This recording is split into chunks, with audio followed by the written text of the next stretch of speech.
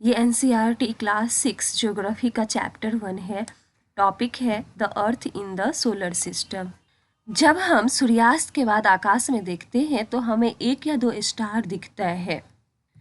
धीरे धीरे इसकी संख्या बढ़ने लगती है और कुछ देर के बाद हम इसे और ज़्यादा काउंट भी नहीं कर पाते हैं। पूरा आकाश छोटे छोटे शाइनिंग ऑब्जेक्ट से भर जाता है। उसमें से कुछ ब्राइट होते हैं तो कुछ डिम होते हैं और ऐसा लगता रहता है कि आकाश हीरो से जरा हुआ है। और ये शाइनिंग ऑब्जेक्ट्स हमें टिमटिमाते दिखाई देते हैं, लेकिन जब हम उन्हें सावधानीपूर्वक देखते हैं तो उसमें से कुछ ट्विंकल नहीं कर रहे होते हैं, नहीं टिमटिमाते रहते हैं। वे केवल ग्लो करते रहते हैं, जैसे मून शाइन करता रहता है। इन सभी ब्राइट ऑब्जेक्ट्स के साथ हमें ज़्यादातर दिनों में मून भी दिखाई देता है। हालांकि यह हमें अलग अलग समय पर अलग अलग शेप और अलग अलग पोजीशन में दिखाई देता है। फुल मून हमें मंथ में केवल एक बार ही दिखाई देता है, जिसे फुल मून नाइट या फिर पूर्णिमा कहा जाता है। पूर्णिमा के 14 दिन बाद यह पूरी तरह से गायब हो जाता है और इसे न्यू मून नाइट या फिर अमावस्या कहा जाता है। और इस दिन हम स्काई को बहुत अच्छी तरह से देख पाते हैं रात में, क्योंकि यह एक क्लियर नाइट होता है। अब हम यह सोच सकते हैं कि मून और ये छोटे छोटे ब्राइट ऑब्जेक्ट्स को जिसको हम रात में देख पाते हैं स्काई में, उनको हम दिन में क्यों नहीं देख पाते हैं। ऐसा इसलिए होता है क्योंकि सन से जो लाइट एमिट होता है वो बहुत ही ज़्यादा ब्राइट होता है, जिसके वजह से इन ब्राइट ऑब्जेक्ट्स को हम दिन के टाइम पर आकाश में नहीं देख पाते हैं। सन, मून और रात के टाइम आकाश में जितने भी हम शाइनिंग ऑब्जेक्ट्स को देखते हैं, ये सारे सेलेस्टियल बॉडीज कहलाते हैं। कुछ सेलेस्टियल बॉडीज बहुत ही बड़े और गर्म होते हैं और वे गैस से बने होते हैं। उनके पास अपना हीट और लाइट होता है, जिसको वे बड़े अमाउंट में एमिट करते हैं। ये जो सेलेस्टियल बॉडीज है इनको स्टार कहा जाता है और सन भी एक स्टार है। रात में आकाश में अनगिनत तारे टिमटिमाते रहते हैं, जो कि सन की तरह ही होते हैं, लेकिन हम उनका हीट और लाइट फील नहीं कर पाते और वे हमें बहुत ही छोटे दिखाई देते हैं, क्योंकि वे हमसे बहुत ही दूर होते हैं। जब भी कोई चीज़ हमसे बहुत दूर होता है तो वो हमें बहुत छोटा दिखाई देता है। जैसे कि एरोप्लेन का ही एग्जाम्पल लीजिए, अगर वो ज़्यादा ऊंचाई पर उड़ता रहता है तो हमें छोटा सा दिखाई देता है। जब हम रात में आसमान में देखते हैं तो हमें तारों के अलग अलग ग्रुप द्वारा अलग अलग पैटर्न बना हुआ नज़र आता है। स्टार्स का ये ग्रुप जो कि पैटर्न फॉर्म करते हैं, इन्हें कॉन्स्टिलेशन कहते हैं। उर्सा मेजर या फिर बिग बियर ऐसा ही एक कॉन्स्टिलेशन है। ऐसा कॉन्स्टिलेशन जिसको हम आसानी से रिकॉग्नाइज कर पाते हैं, पहचान कर पाते हैं, वह है सप्तऋषि। ये 7 स्टार से मिलकर बना होता है और यह उर्सा मेजर कॉन्स्टिलेशन का इंडियन नेम है। प्राचीन काल में लोग स्टार की मदद से रात के टाइम में डायरेक्शन का पता करते थे। नॉर्थ स्टार जो होता है वो नॉर्थ डायरेक्शन को इंडिकेट करता है, इसको पोल स्टार भी कहा जाता है। यह आकाश में हमेशा एक ही पोजीशन में रहता है और सप्तऋषि के मदद से हम पोल स्टार के पोजीशन को लोकेट भी कर सकते हैं। ये सप्तऋषि है। इसके नीचे वाले 2 स्टार के थ्रू अगर हम सीधा देखें तो नॉर्थ स्टार को देख सकते हैं, यह इसी के सीध में है। कुछ सेलेस्टियल बॉडीज के पास अपना खुद का हीट और लाइट नहीं होता है, वे स्टार के लाइट से चमकते हैं। ऐसे बॉडीज को प्लैनेट कहा जाता है। प्लैनेट शब्द आता है ग्रीक वर्ड प्लैनेटाई से, जिसका मतलब होता है वांडरर, मतलब घुमक्कर। अर्थ जिस पर हम रहते हैं यह भी एक प्लैनेट है और इसे हीट और लाइट सन से मिलता है, जो कि हमारा नियरेस्ट स्टार है। अगर हम अर्थ को दूर से देखें, मान लीजिए कि मून से देखें, तो यह भी हमें मून जैसा ही शाइन करता हुआ दिखाई देगा। मून जिसे हम रात में आकाश में देखते हैं, यह एक सैटेलाइट है और यह अर्थ के चारों ओर चक्कर लगाता है। अर्थ की तरह ही 7 और प्लैनेट हैं जिन्हें हीट और लाइट सन से मिलता है। इनमें से कुछ के पास अपना मून भी है।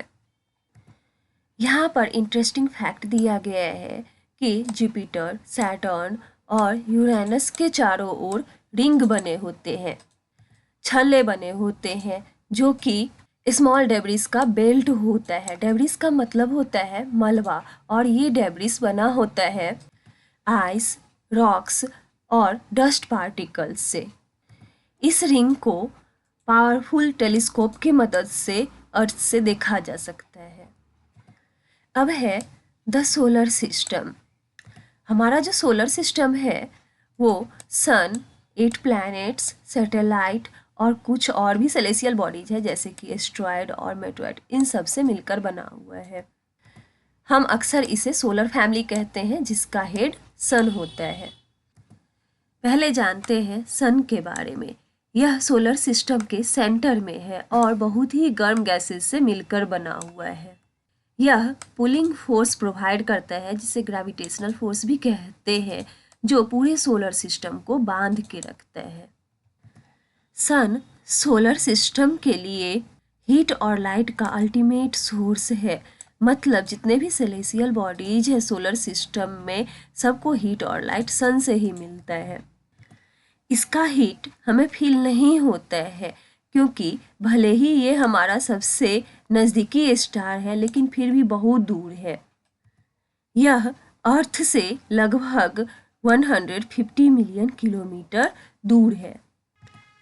अब है प्लैनेट्स। हमारे सोलर सिस्टम में 8 प्लैनेट्स हैं। सन से उनकी दूरी के हिसाब से अगर उन्हें अरेंज करते हैं तो सबसे पहले आता है मरकरी, फिर वेनस, अर्थ, मार्स, जुपिटर, सैटर्न, यूरेनस और नेपच्यून। मतलब सन से सबसे ज़्यादा नज़दीक है मरकरी और सबसे ज़्यादा दूर है नेपच्यून। अब इसे याद रखने के लिए कि सन से कौन कितने दूरी पे है, तो यहाँ पर एक ट्रिक दिया गया है। My very efficient mother just served us nuts. M से मरकरी, वी से वेनस, ई से अर्थ, फिर यहाँ एम जो लिखा हुआ है इससे मार्स, जे से जुपिटर, एस से सैटर्न, यू से यूरेनस और एन से नेपच्यून। सोलर सिस्टम के सभी 8 प्लैनेट्स सन के चारों ओर एक फिक्स्ड पाथ में चक्कर लगाते रहते हैं, और ये जो पाथ होता है वो इलोंगेटेड होता है, यानी कि लंबा होता है, पूरी तरह से सर्कुलर नहीं होता, इसको इलिप्टिकल कहते हैं। इस इलोंगेटेड पाथ को ऑर्बिट कहा जाता है। मतलब सभी प्लैनेट अपने ऑर्बिट में चक्कर लगाते रहते हैं सन के चारों ओर। मरकरी सन का सबसे नियरेस्ट प्लैनेट है और अपने ऑर्बिट में सन का एक चक्कर 88 डेज में लगाता है। वेनस को अर्थ ट्विन कहा जाता है, मतलब अर्थ का जुड़वा, क्योंकि इसका साइज और शेप जो है वो अर्थ के जैसा ही है, बहुत ज़्यादा सिमिलर दिखता है। अभी हाल तक अगस्त 2006 तक प्लूटो को एक प्लैनेट कंसीडर किया जाता था, लेकिन इंटरनेशनल एस्ट्रोनॉमिकल यूनियन के एक मीटिंग में एक डिसीजन लिया गया कि प्लूटो जैसे दूसरे सेलेस्टियल ऑब्जेक्ट जैसे कि सीरस, UB 313, इस सब का जब खोज हुआ तो इन सब के तरह ही प्लूटो को भी ड्वार्फ प्लैनेट की श्रेणी में रखा गया। यहाँ पर दिया गया है कि रोमन मैथोलॉजी में सोल का मतलब होता है सन गॉड और सोलर का मतलब होता है रिलेटेड टू सन, सन से जुड़ा हुआ, और इसलिए सन के फैमिली को सोलर सिस्टम कहा जाता है। किसी भी लैंग्वेज में बहुत सारे वर्ड्स ऐसे होते हैं जिन्हें दूसरे लैंग्वेज से लिया गया होता है। ज्योग्राफी जैसे कि एक इंग्लिश वर्ड है, लेकिन इसका ओरिजिन ग्रीक से है, जिसका मतलब अर्थ के डिस्क्रिप्शन से होता है। ये 2 ग्रीक वर्ड से मिलकर बना हुआ है। जी जिसका मतलब होता है अर्थ और ग्राफिया जिसका मतलब होता है राइटिंग, मतलब अर्थ के बारे में जो लिखा होता है उसका डिस्क्रिप्शन, उसे ही ज्योग्राफी कहा जाता है। अब अगर जियो के साथ लॉजी लगाएंगे तो इसका मतलब होगा जियोलॉजी, इसका मतलब होता है स्टडी ऑफ द अर्थ। अगर जियो के साथ मेट्री ऐड करेंगे तो इसका मतलब होगा geometry, measurement of the earth. और अगर जियो के साथ ऑयड लगाएंगे तो हो जाएगा जियोइड, मतलब रिजेम्बलिंग द शेप और फॉर्म ऑफ द अर्थ। इससे आगे की टॉपिक पर हम अगले वीडियो में चर्चा करेंगे।